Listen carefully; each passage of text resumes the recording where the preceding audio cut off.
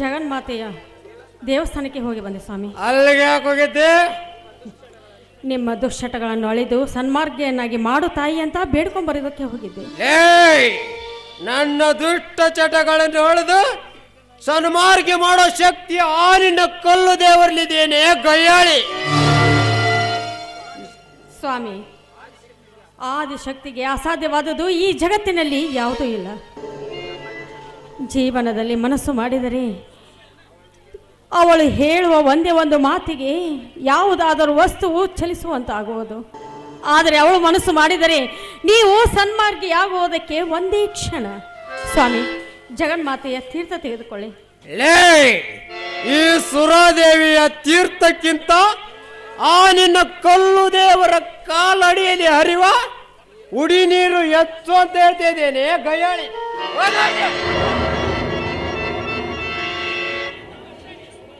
ಈ ಜೀವನದಲ್ಲಿ ಈ ಸುರಾದೇವಿ ಬಿಟ್ಟು ಬೇರೆ ಯಾವ ದೇವರನ್ನು ಪೂಜಿಸೋಕೆ ಸಾಧ್ಯವೇ ಇಲ್ಲ. ಸ್ವಾಮಿ, ಕಟ್ಟಿಕೊಂಡ ಹೆಂಡತಿಯ ಹೊಟ್ಟೆಯ ನೆತ್ತಿಯ ಬಗ್ಗೆ ನೀವು ವಿಚಾರ ಮಾಡಲಾರದೆ ಭಂಡ ಮಾತುಗಳನ್ನಾಡಿ ಈ ಸುರಾದೇವಿಗೆ ಅಧಿಪತಿಯಾಗಿ ನೀವು ಖಂಡಿತ ನಿಮಗೆ ಇದು ಮನಸ್ಸು ಒಪ್ಪಲಾರದು.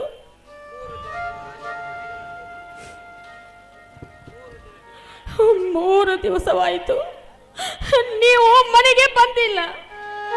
ಇನ್ನೂ 1 ವಾರ ಬರಕ್ಕಾಗಲ್ಲ. ಮನೆಯಲ್ಲಿ ಅಡಿಗೆ ಮಾಡೋದಕ್ಕೆ ಒಂದು ಹಿಡಿ ಅಕ್ಕಿ ಸಹಿತ ಇಲ್ಲ.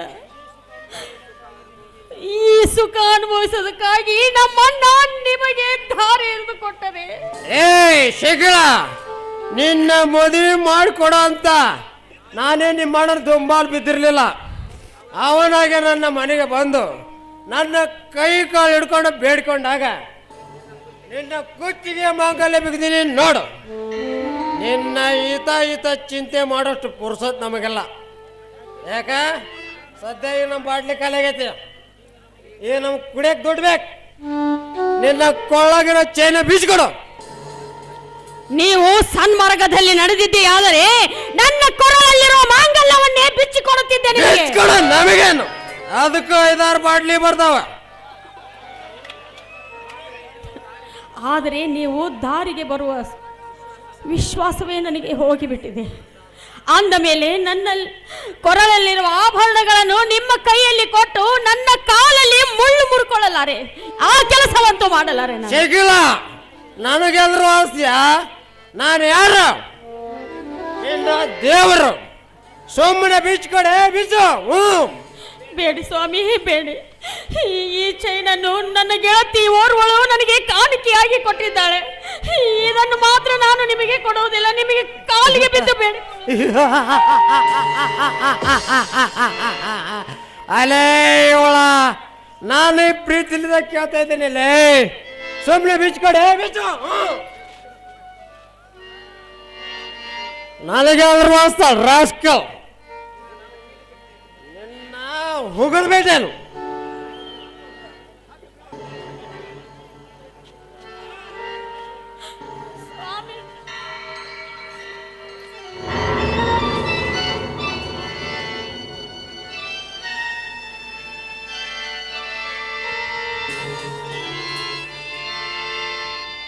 ಹೆಣ್ಣಿನ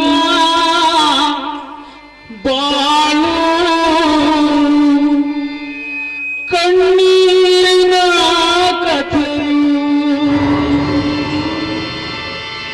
ಹೆಣ್ಣಿನ ಬಾಳು ಕಣ್ಣೀರಿನ ಕಥೆಯು,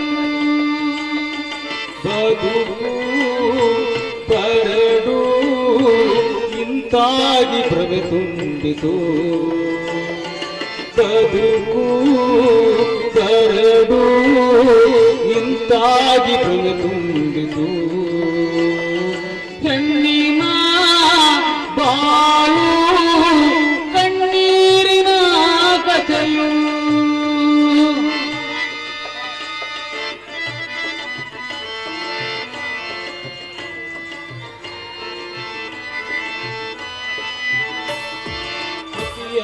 ಬಿಟ್ಟು ಹುಲಿಯಲ್ಲಿ ಬದುಕಿ ಸಾಧಿಸಲು ಇನ್ನೇನಿದೆ. ಸಾಧಿಸಲು ಇನ್ನೇನಿದೆ ಪತಿಯನ್ನು ಬಿಟ್ಟು ಭೂಮಿಯಲ್ಲಿ ಬದುಕಿ ಸಾಧಿಸಲು ಇನ್ನೇನಿದೆ ಅಣ್ಣ ಸಾಧಿಸಲು ಇನ್ನೇನಿದೆ ನೂರಾರು ಕನಸು ಏನೇನು ಸೊಗಸು ತಾ ಬಯಸಿ ಹೆಣ್ಣಾದನು ತಾ ಬಯಸಿ ಹೆಣ್ಣಾದನು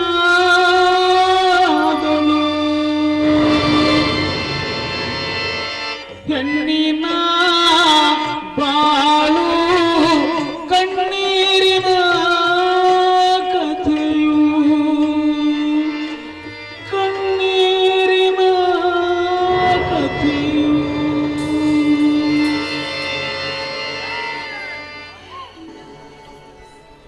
ಛೇ ಛೇ ಛೇ ಛೇ ಪಾಪ ಬಂಗಾರದಂತ ಹುಡುಗಿನ ಆ ಕುಡುಕನಿಗೆ ಕೊಟ್ಟು ಎಂತ ಕೆಲಸ ಮಾಡಿದ್ರು ನೋಡೋ ಇದೆಯಾ? ಹೌದು ನೋಡ ಮಾಳೆ, ಇತ್ತಿತ್ತಲಾಗಿ ಇಂಥ ಎಡವಟ್ಗಳು ಹೆಚ್ಚಾಗ್ಬಿಟ್ಟಾವ. ಯವ್ವ, ನಿನಗೆ ತಂದೆ ತಾಯಿ ಯಾರು ಇಲ್ಲೇನವ್ವ? ಇದ್ದಾರಮ್ಮ, ಎಲ್ಲರೂ ಇದ್ದಾರೆ. ಆದರೆ ನನ್ನ ದುರ್ದೈವ ಕೆಟ್ಟಾದ ಮೇಲೆ ಅವರು ಏನು ಮಾಡುವರಮ್ಮ, ಅವರು ಏನು ಮಾಡುವರು? ಯವ್ವ, ಇದೆಂತ ಮಾತವ್ವ ನಿನಗೆ? ತಂದೆ ತಾಯಿ ಎಲ್ಲರೂ ಇದ್ದಾರೆ ಅಂತ ಹೇಳಿ ನಿನಗೆ ಯಾರು ಸಮಾಧಾನ ಮಾಡಕ್ಕೆ ಬರ್ಲಿಲ್ಲೇನವ್ವ?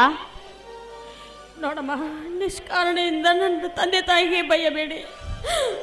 ಇದರಲ್ಲಿ ಅವ್ರದ್ದು ತಪ್ಪೇನೂ ಇಲ್ಲ. ನನ್ನ ದೈವವೇ ಕೆಟ್ಟಾಗಿದ್ದೆ ಅಂದ ಮೇಲೆ ನನ್ನ ಗೋಳಿನ ಕತೆ ಅವ್ರಿಗೆ ಎಳ್ಳಷ್ಟು ಗೊತ್ತಿಲ್ಲ ಅಂದ ಮೇಲೆ ಅವ್ರು ಏನು ಮಾಡುವರಮ್ಮ, ಅವ್ರು ಏನು ಮಾಡುವರು?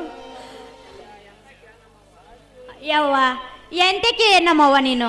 ಅಲ್ಲ, ಶಾಲೆ ಓದಿರಕ್ಕಿ ಅಂತೀಯ, ಒಂದು ಕಾಡು ಗೀಚಿ ಹಾಕ್ಬಾರ್ದಾ? ಅವ್ರು ಬಂದು ನಿನ್ನ ಗಂಡಗ ಚೀಮಾರಿ ಹಾಕಿ ಬುದ್ಧಿ ಕಲಿಸ್ತಾರ.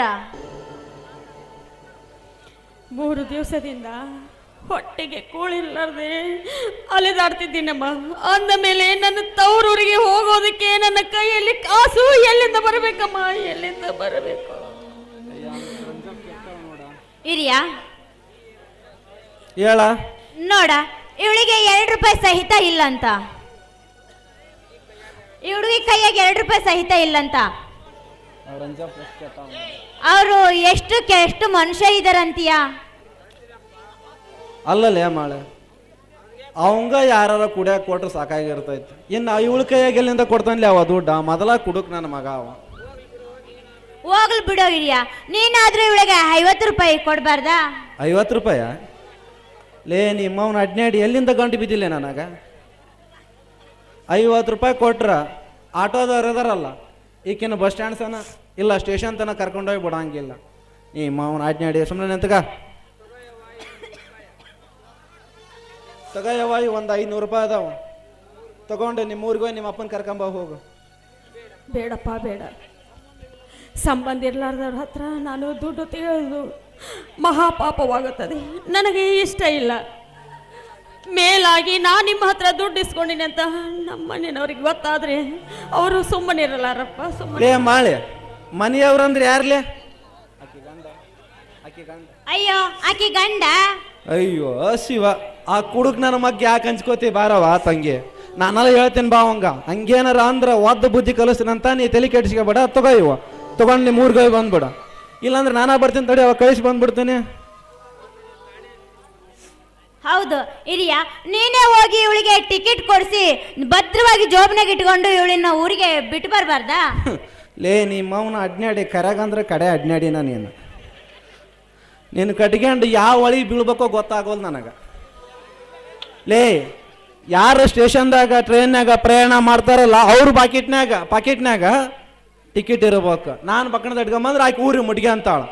ನಿಮ್ಮ ಅವನ ಅಡ್ನಾಡಿ ಮನೆಗೆ ಹೋಗಿ ನಾನೆಲ್ಲ ಕಳಿಸಿ ಬರ್ತೀನಂತ. ಬಾರವಾ ತಾಯಿ, ಹೋಗೋಣ, ನಾನು ಕಳಿಸಿ ಬರ್ತೀನಿ ಬಾ. ಅಪ್ಪ, ಯಾವ ಜನ್ಮದ ಋಣಾನು ಬಂದವೋ ಏನು, ನೀವು ನನಗೆ ಸಹಾಯ ಮಾಡ್ತಾ ಇದ್ದೀರಾ. ಈ ನಿಮ್ಮ ಸಹಾಯವನ್ನು ನಾನೆಂದಿಗೂ ಮರೆಯುವುದಿಲ್ಲ. ಇರ್ಲಿ ಬಾರವಾ ತಂಗಿ, ಯಾಕೆ ಅಷ್ಟೊಂದು ದುಃಖ ಮಾಡ್ಕೊಂತೀನಿ, ನಾನೆಲ್ಲ ಕಳಿಸಿ ಬರ್ತೀನಿ ಬಾ.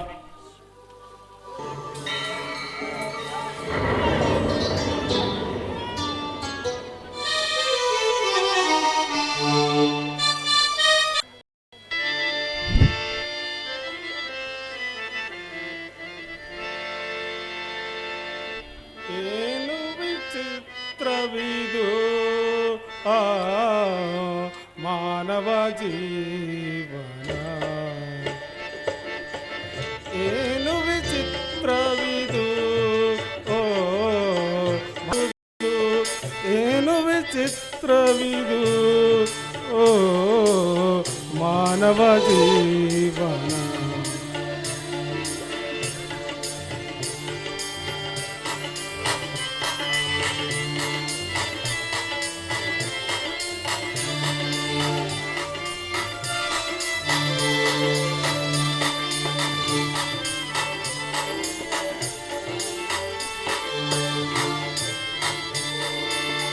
ನೊಂದ ಮಾನವ ದೇವನಾದ ಮನಸ್ಸಿನ ಕಲುಷ ಕಳೆದ ಆ ನೊಂದ ಮಾನವ ದೇವನಾದ ಮನಸ್ಸಿನ ಕಲುಷ ಕಳೆದ ಆ ದೇವನಿನ್ನಯ ಲೀಲೆಯದಾದ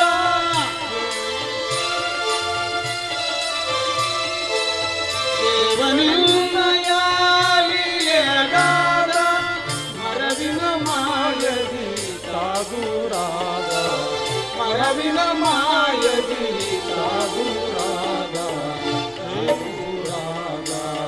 ಏನು ವಿಚಿತ್ರವಿದು ಓ ಮಾನವ ಜೀವನ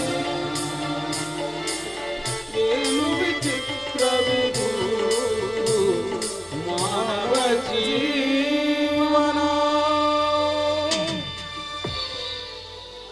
ಅಂತೂ ಕೊನೆಗೊಂದು ದಡಕ್ಕೆ ಬಂದು ತಲುಪಿದಂತಾಯಿತು ನನ್ನ ಜೀವನ ನೌಕೆ. ಅಂದಿನ ಆವೇಶದಲ್ಲಿ ಆತ್ಮಹತ್ಯೆ ಮಾಡಿಕೊಳ್ಳದೆ ಚಿತ್ರನಟಿ ಮಧುಮತಿ ಸಲಹೆ ಮೇರೆಗೆ ಬೆಂಗಳೂರಿಗೆ ಬಂದದ್ದು ಒಂದು ಉತ್ತಮವೇ ಆಯಿತು. ಈಗ ಚಿತ್ರ ಸಂಸ್ಥೆಯಲ್ಲಿ ನಾನೊಬ್ಬ ನಟನಾಗಿ ತಿಂಗಳಿಗೆ ಸಹಸ್ರಾರು ರೂಪಾಯಿ ಗಳಿಸ್ತಾ ಇದ್ದೀನಿ. ಈ ವಿಷಯ ತಿಳಿದು ನನ್ನ ತಂದೆ ತಾಯಿಗಳು ಅದೆಷ್ಟು ಸಂತೋಷ ಪಡುತ್ತಿರಬಹುದು ಅಲ್ಲ. ನಾನು ಪ್ರತಿ ತಿಂಗಳು ನನ್ನ ತಂದೆ ಹೆಸರಲ್ಲಿ 1,000 ರೂಪಾಯಿ ಎಮ್ಮೋ ಮಾಡ್ತಾ ಬಂದಿದ್ದೇನೆ. ಆದರೆ ನನ್ನ ತಂದೆ ಅದಕ್ಕೆ ಯಾಕೆ ಉತ್ತರ ಬರೆದಿಲ್ಲ? ಓಹೋ, ಅವರು ಬಹುಶಃ ನನ್ನ ಮೇಲೆ ಬೇಜಾರು ಮಾಡಿಕೊಂಡಿರಬೇಕು. ಅದಕ್ಕೆ ಉತ್ತರ ಬರೆದಲಿಕ್ಕಿಲ್ಲ. ಈ ತಿಂಗಳು ನನ್ನ ತಾಯಿ ಹೆಸರಲ್ಲಿ ಹಣ ಕಳಿಸಿಬಿಡ್ತೀನಿ. ಅಂದರೆ ಕರುಣಾಮೂರ್ತಿಯಾದ ಅವಳು ನನಗೆ ಪ್ರೀತಿಯಿಂದ ಉತ್ತರ ಬರೆದೇ ಬರೆಯುತ್ತಾಳೆ. ಹೌದು, ಅದೇ ಸರಿ, ಅಷ್ಟೇ ಮಾಡುತ್ತೇನೆ.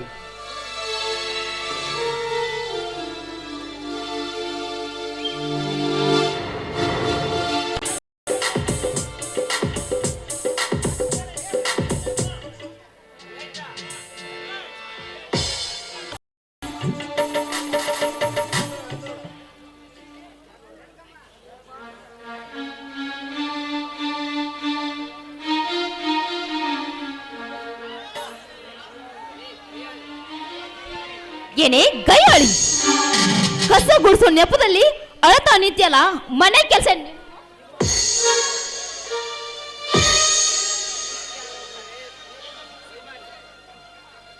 ನೀರು ಯಾರಿಗೆ ಹೋಗ್ತಾರೆ? ಹೊಯ್ಮಾಲಿ, ಬೇಗ ಬೇಗನೆ ಕಸ ಹೊಡೆಗು.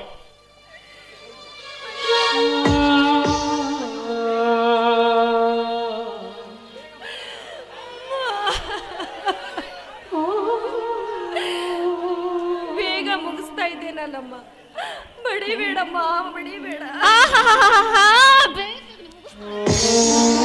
ಅವನೆಲ್ಲಿ ಹೋಗಿದ್ದಾನೆ ಆ ಮುದುಗೋಣ?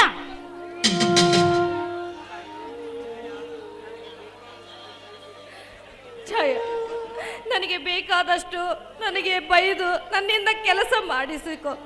ಆದರೆ ದಯವಿಟ್ಟು ನಿನ್ನ ಮಾವನನ್ನು ದುಡಿಯಲು ಕಳಿಸಬೇಡಮ್ಮ. ನಿನ್ನ ಕಾಲಿಗೆ ದುಡಿದರೇನೆ ಈ ಮನೆಯಲ್ಲಿ ಊಟ. ಪುಗುಸೆಟ್ಟಿ ಊಟ ಸಿಗೋದಕ್ಕೆ ಇದ್ದೇನೇನು ಧರ್ಮ ಛತ್ರ ಅಂತ ತಿಳಿದುಕೊಂಡಿದ್ಯಾ? ಇಲ್ಲ ಅನ್ನ ದಾಸೋಹ ಅಂತ ತಿಳಿದುಕೊಂಡಿದ್ಯಾ? ಮೈ ತುಂಬಾ ದುಡಿದರೇನೆ ಈ ಮನೆಯಲ್ಲಿ